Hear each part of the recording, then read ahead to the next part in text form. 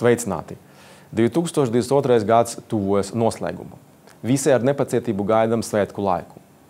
Nav šaubu, šis bija izaicinājumu pilns gads.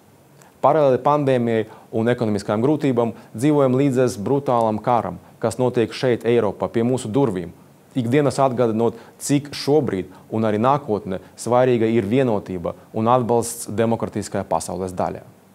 Mēs, Eiropas revīzijas palātā, kā ES neatkarīgs ārējais revidents, turpinājām sniegt kvalitatīvus revīzijas novērtējumus, tādā veidā atbalstot lēmumu pieņemšanu Eiropas Savienībā. Tādi iedzieni kā pārskata atbildība un pareiza finanšu pārvaldība dinamiskais ikdienas gaitās var šķīst attālināti, taču tie ir svarīgi ikvienam no mums, jo tie ietekmē to, kā funkcionē Eiropa.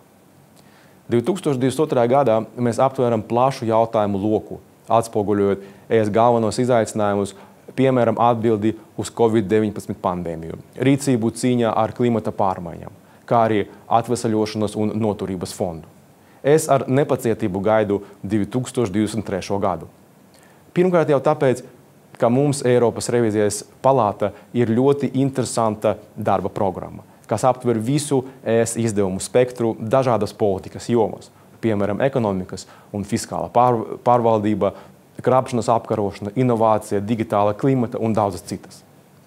Un otrkārt, tāpēc, ka papildus manam darbam kā 4.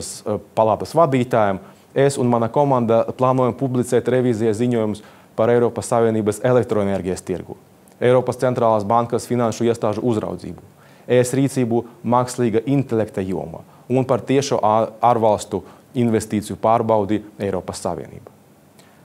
Mans galvenais novēlējums jums visiem 2023. gada ir miers. Un ja būs miers, būs arī veselība, laime un labklājība.